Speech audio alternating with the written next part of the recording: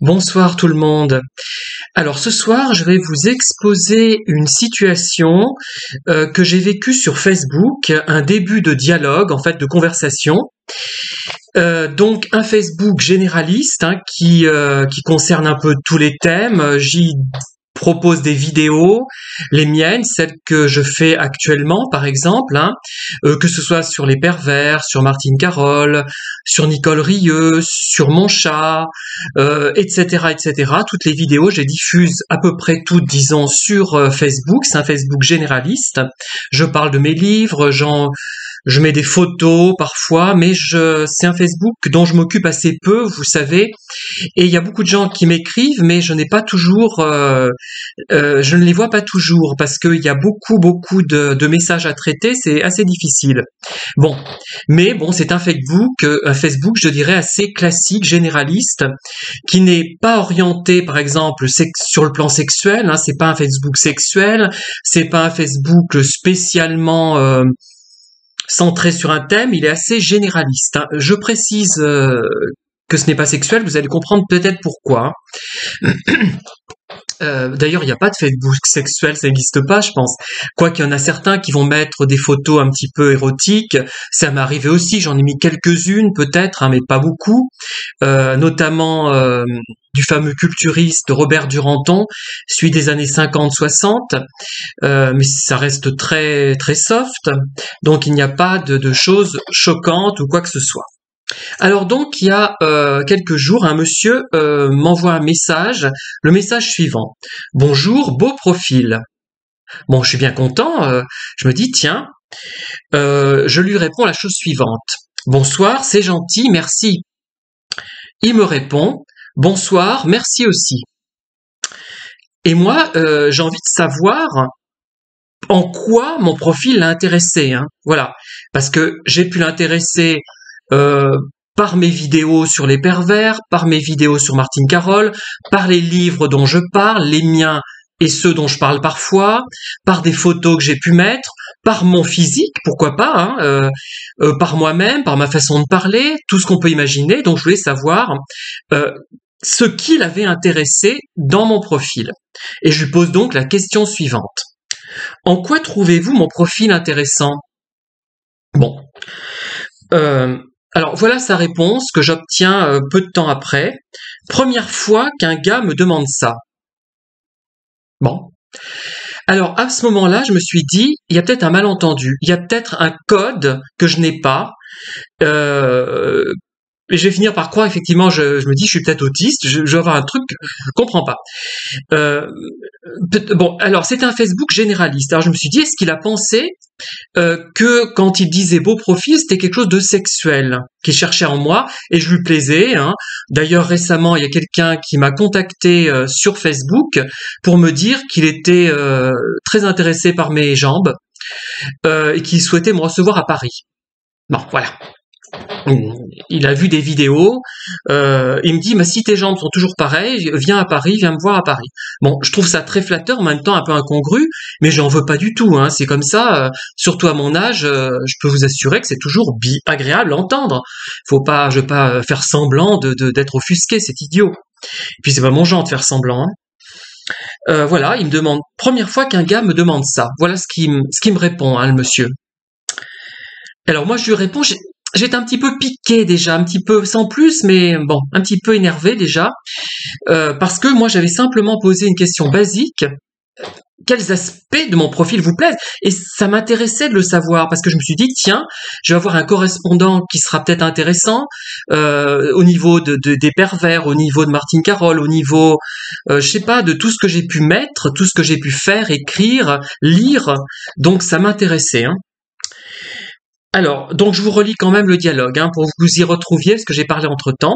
Alors, le monsieur me dit « Bonjour, beau profil ». Je lui réponds « Bonsoir, c'est gentil, merci ». Il me répond « Bonsoir, merci aussi ». Je lui réponds « En quoi trouvez-vous mon profil intéressant ?»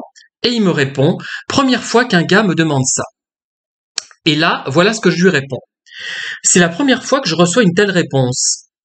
Mais on me pose souvent des questions pour la première fois et cela ne m'empêche pas d'y répondre. Cela m'arrive même presque tous les jours. Voilà ce que je lui réponds. Voilà ce qu'il lui me répond. Ok, merci, bonne soirée. Et je lui réponds un petit peu amusé, ironique, mais bon, mais c'est pas méchant en même temps, je n'étais pas en colère. Parce que je connais pas, je peux pas être en colère. Hein.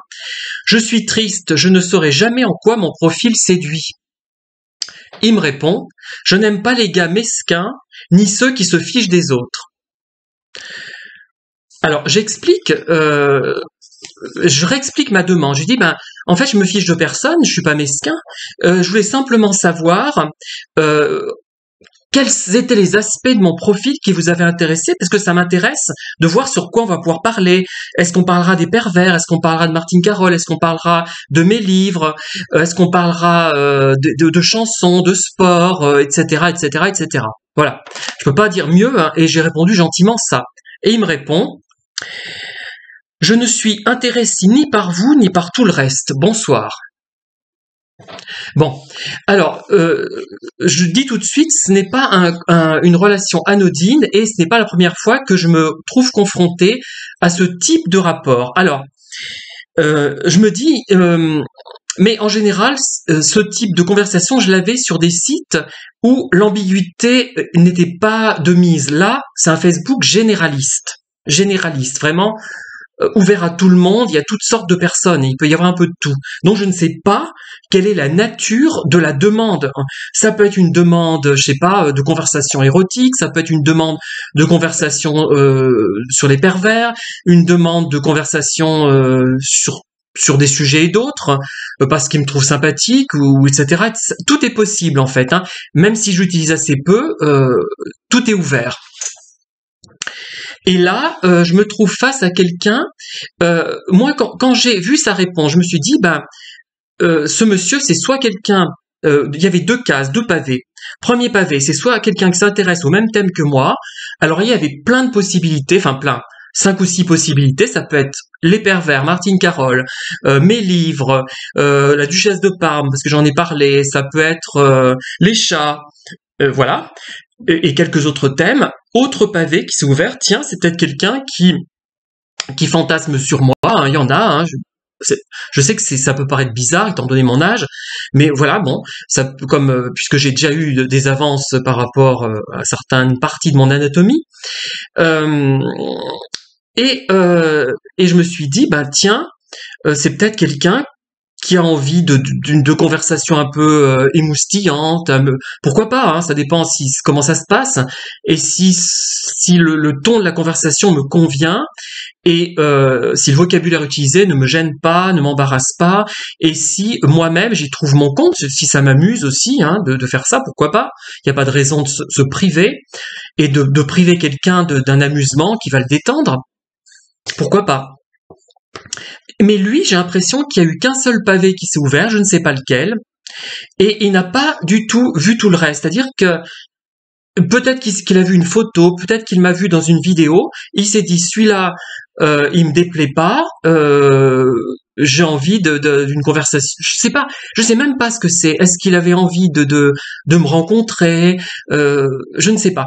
Mais en tout cas, moi, j'ai envie de dire que j'ai été confronté à quelqu'un qui est confronté, lui aussi, à des gens qui sont plus classiques que moi. C'est-à-dire qu'ils vont pas se poser des questions. Mais c'est pas du tout anodin. Hein. Ceux qui vont ne me dites pas que c'est une conversation anodine. Non, c'est très important parce que ce genre de problème, je l'ai vécu d'autres fois. Hein. Je prends celle-là parce qu'elle est toute fraîche et qu'elle est encore plus grosse que d'habitude. C'est encore plus énorme. Et comment dire, à chaque fois, enfin pas toutes les fois, mais souvent, je me retrouve confronté à des gens qui n'ont pas les mêmes codes, qui n'ont pas les mêmes envies, qui n'ont pas les mêmes états d'esprit. Je dirais que c'est peut-être ce qu'on appelle les normaux-pensants, c'est-à-dire, mais un peu bornés quand même. Hein. Là, c'est un peu fort. Qui pensent que, tiens, il y a celui-là.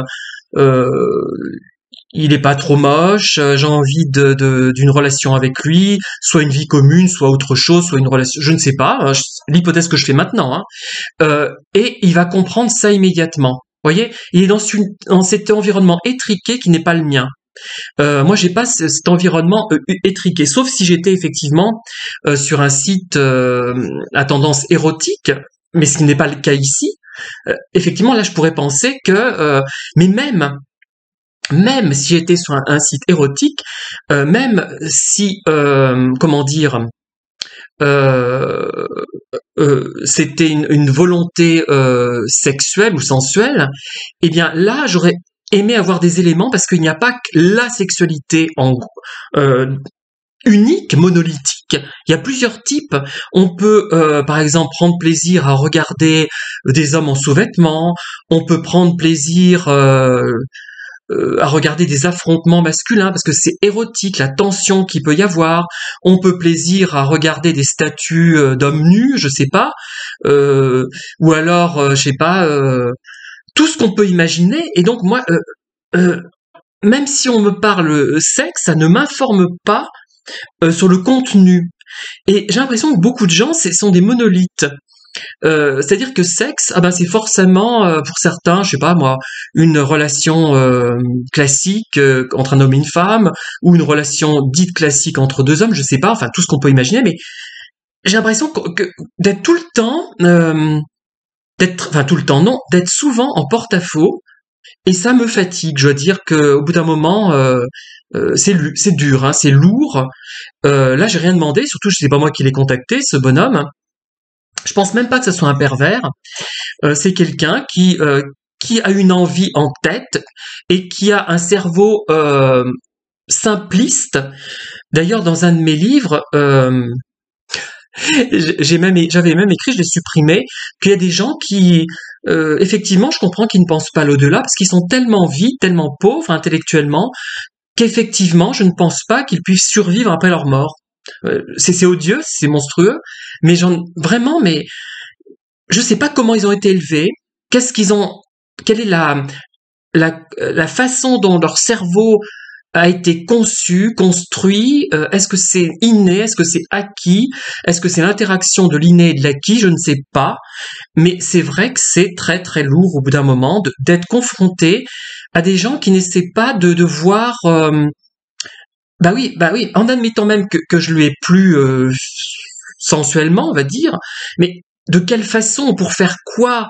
Est-ce que c'est pour parler, pour se rencontrer, pour fantasmer, pour évoquer la littérature érotique au fil des siècles? Qu'est-ce que c'est? Qu'est-ce qu'il y a derrière?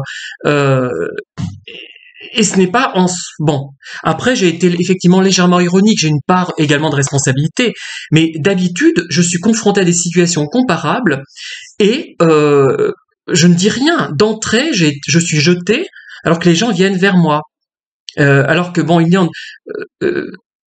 au bout d'un moment, même si on indique dans quelle optique on fait on fait un Facebook, même si j'avais indiqué voilà ce que je recherche, les gens n'auraient absolument pas lu, hein, même si c'est succinct et lisible rapidement.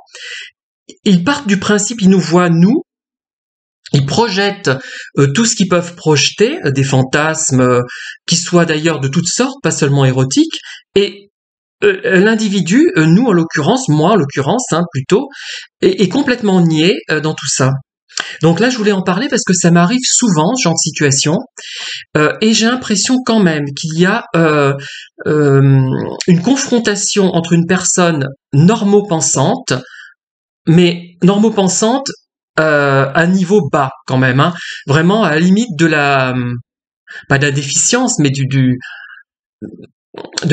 on est dans la préhistoire, là je sais pas où on est, mais on n'est pas dans le monde civilisé, et quelqu'un qui n'est pas du tout comme ça, et quand il envisage une relation, il ne voit pas qu'une chose, il ne voit pas une chose, il en voit 10.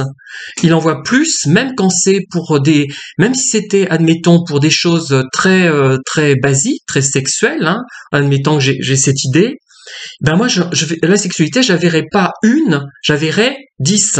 Enfin, je verrais comme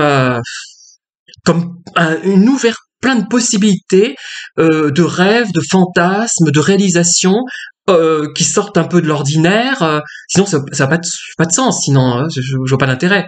Voilà, et je verrais pas une seule chose. Voilà, je vous ai fait part de cette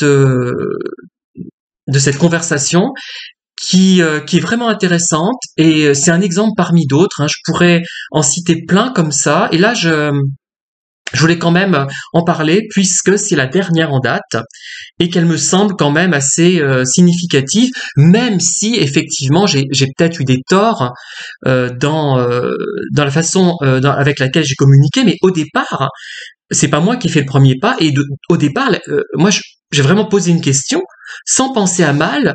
Je voulais savoir vraiment ce qui l'intéressait en moi. Merci en tout cas de m'avoir écouté. N'hésitez pas à liker, à disliker, à vous abonner, à diffuser cette vidéo. Et je vous dis à très bientôt. Bonne soirée et peut-être bonne nuit.